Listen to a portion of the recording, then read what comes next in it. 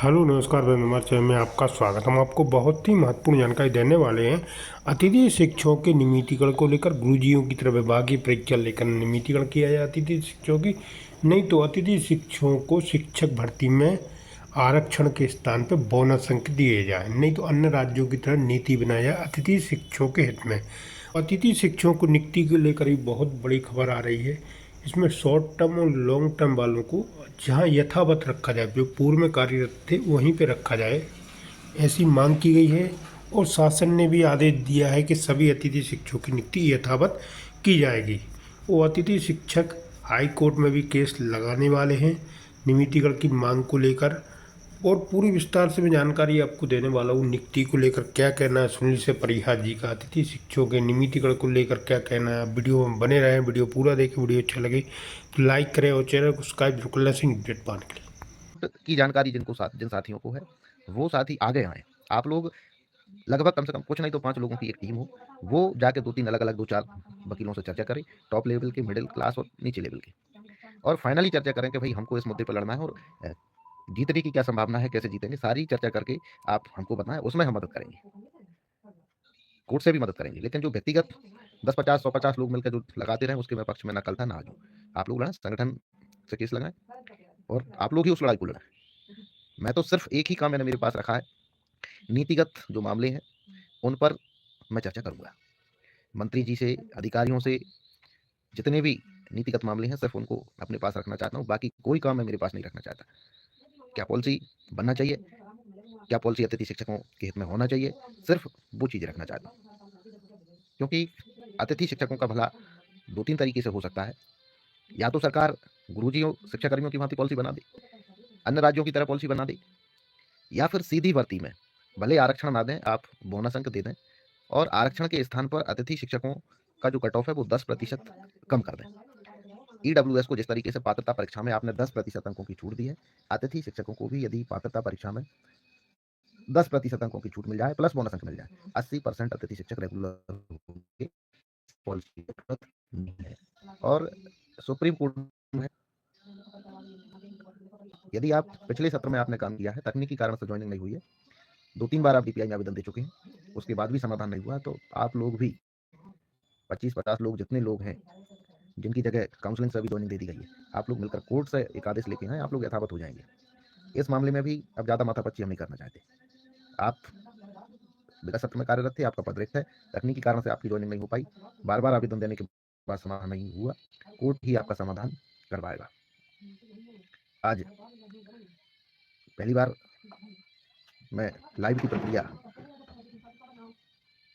चालू कर रहा था, इसलिए मैंने एक ट्रायल कर रहा था और ट्रायल करते ही आप सभी ने मुझे सुना। अब डेली हम एक ऐसा समय सेट कर देंगे कि सुबह या शाम को जब भी मेरे पास समय होगा लाइव आकर आपके सामने चर्चा करूंगा, जो भी आपकी समस्या है उनको नोट करूंगा। देवेश यादव जी, क्या 10% आरक्षण मिलना चाहिए? किसके लिए? आरक्षण तो मेरे हिसाब से हटा देना चाहिए। मैंने लिखा भी है कि अतिथि शिक्षकों को जो सरकार ने आरक्षण दिया है इसको पूरी तरीके से हटा दो, क्योंकि ये देना नहीं देना एक है। ठीक है, शाम को 9 बजे की इच्छा है तो शाम को 9 बजे लाइव आएंगे, या देख लेंगे जब भी कभी समय है हमारे पास उस समय आएंगे, क्योंकि मेरी कोई टाइमिंग नहीं होती। राजेश परमार जी, शॉर्ट टर्म प्रभारी प्राचार्य वाला ऑप्शन खुलवाएं, इसके लिए भी हम लिख चुके हैं।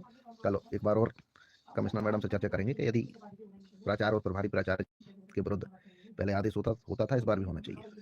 बोनस अंक मिलना चाहिए, सरकार की घोषणा थी सभी को मिलते हैं, यदि नहीं मिलते हैं इस मामले में भी बोनस अंक चाहते हैं वो साथी कोर्ट से इसका आदेश करवा सकते हैं, क्योंकि हमारा काम है सत्ता पक्ष से, सरकार से बातचीत करना, उनके सामने अपनी समस्याओं को रखना। लेकिन बार बार यदि आवेदन निवेदन के बाद समाधान ना हो तो फिर कोर्ट एक अच्छा तरीका है, कोर्ट से हम आदेश ला सकते हैं। एक और चीज, हमने जेल भरो आंदोलन के लिए आप लोगों को बोला था, अतिथि शिक्षकों पर जो लाठीचार्ज हुआ उसके खिलाफ में, सरकार की जो वादा खिलाफी है उसके खिलाफ में, क्योंकि लोगों को ऐसा लगता है कि पता नहीं जानबूझकर पदाधिकारी आपको गुमराह कर रहे हैं, ऐसा नहीं है। पूर्व मुख्यमंत्री जी ने जो घोषणाएं आपके सामने की थी उसके लिए भी, उन घोषणाओं का पालन करवाने के लिए भी अपन ने काफी प्रयास किया, लेकिन कोई समाधान नहीं निकल पाया। 10 तारीख का जो आंदोलन था उसके बाद 11 तारीख को एक बैठक हुई थी जिसमें मंत्री जी थे, प्रमुख सचिव महोदय थे, कमिश्नर मैडम थी और हम लोग थे। कुछ बातों पर सहमति बनी थी, उनके आदेश भी नहीं हुए और कहीं न कहीं हम सबको फिर से वादा-खिलाफ़ी का शिकार होना पड़ा। स्पष्ट रूप से 2 चीज़ों पर सहमति बनी थी कि आपके स्कोर कार्ड में 10 अंक प्रति वर्ष के जोड़े जाएँगे। दूसरा 10 महीने का 10 महीने का अनुबंध किया जाएगा। वार्षिक अनुबंध के लिए हमने बात रखी थी लेकिन उस पर शिक्षा मंत्री जी तैयार नहीं थे। उसके बाद भी फिर से बदल गए। भाई कहने के बाद यदि मंत्री और अधिकारी बदल जाएँ तो उसमें पदाधिकारियों का क्या दोष है? हम भी आपकी तरह हैं, एक सामान्य अतिथि शिक्षक हैं और सामान्य अतिथि शिक्षक सिर्फ आवेदन-निवेदन कर सकता है, इससे ज़्यादा कुछ नहीं। हाँ, ये ज़रूर है, यदि सरकार नहीं सुन रही तो हम उसको आने वाले समय में जेल भरो आंदोलन करेंगे और उस जेल भरो आंदोलन में पूरी ताकत के साथ मध्य प्रदेश का एक-एक अतिथि शिक्षक सहयोग करे। जो साथी बाहर हैं, नॉट रिकॉर्ड फाउंड आ रहा है, आप लोगों की समस्या भी जो टेक्निकल टीम काम करती है, उसको हमने बता दी है और फिर भी यदि समाधान नहीं हो रहा तो आप मुझे व्हाट्सएप कर दीजिए। मैं व्यक्तिगत रूप से भी आपके कागज़ उनको भेज देता हूँ और उसको सही करवा देंगे। आंदोलन तो बहुत किए हैं और चूँकि कुछ पाने के लिए खोना पड़ता है, संघर्ष करना पड़ता है। शिक्षाकर्मी गुरुजी जितने भी हमसे पहले वर्ग जो रहे हैं, वर्षों तक उन्होंने मेहनत की है, संघर्ष किया है और अतिथि शिक्षक भी उसी लाइन में है। मैं समझता हूँ कि आखिरी समय हम लोगों का चल रहा है।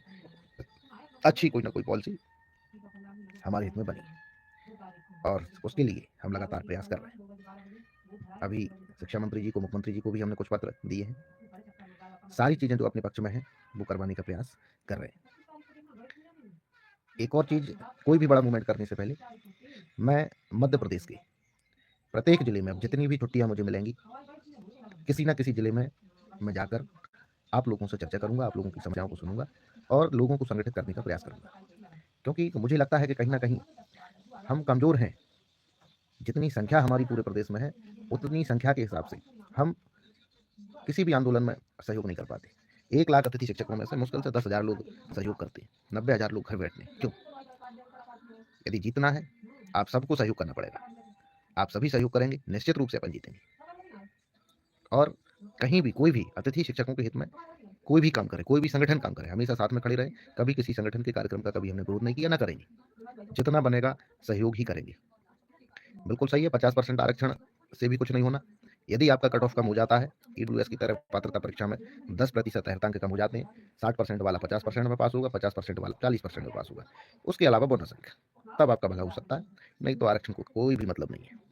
जो अतिशेष से बाहर हुए हैं पूजा जी और मेरिट में नहीं आ रहे हैं, उसके लिए भी आज भी हम प्रयासरत हैं कि 10 अंक जुड़ जाएँ तो पुराना वर्ग मेरिट में आ जाएगा। और चूँकि हमने प्रयास किया है, शुरुआत की है, उसको करवा कर ही हम पीछे हटेंगे। जब तक 10 अंक नहीं जुड़ेंगे, हम उनका पीछा नहीं छोड़ने वाले। जुड़वा कर ही रहेंगे क्योंकि पुराने लोगों का भला उसी में है। सभी की समस्याएँ लगभग सेम है और काफ़ी समय हो गया है।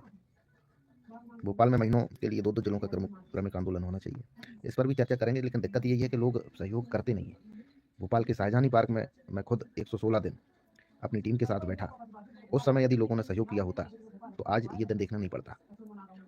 116 दिन में मुश्किल से 2000 लोगों ने सहभागिता की, लेकिन उस समय भी 70,000 लोग काम कर रहे थे। 68,000 लोग घर बैठ के सिर्फ तमाशा देख रहे थे और आज हम बाहर हो रहे हैं, तो पूरी दुनिया हमारा तमाशा देख रही है। तो ये अपनी सोच है। जिन चीज़ों का हमको पहले से आवाज़ था, जो वो आज हो रही हैं। आप लोगों ने उस समय सहयोग किया होता, सबकी बात नहीं कर रहा, लेकिन 95% लोगों ने सहयोग नहीं किया, ये कड़वा सच है। और आज भी यदि सहयोग नहीं करेंगे, तो इतने साल और लग जाएँ, तब भी अतिथि शिक्षकों का कुछ नहीं होगा। हम तो सिर्फ इसलिए इस लड़ाई को लड़ रहे हैं कि बरसों हमने अतिथि शिक्षकों के लिए संघर्ष किया है, एक स्टेप अतिथि शिक्षक आगे बढ़ नहीं पा रहा है, उस बात की तकलीफ हमें है। बीच सत्र में छोड़ना नहीं चाहते, बीच में इस लड़ाई से हटना नहीं चाहते, क्योंकि हटेंगे तो कल आप लोग भी गालियाँ दोगे, एक कलंक हमारे ऊपर लगाओगे कि ये बिक गए होंगे। और अभी भी लोग आरोप लगाने में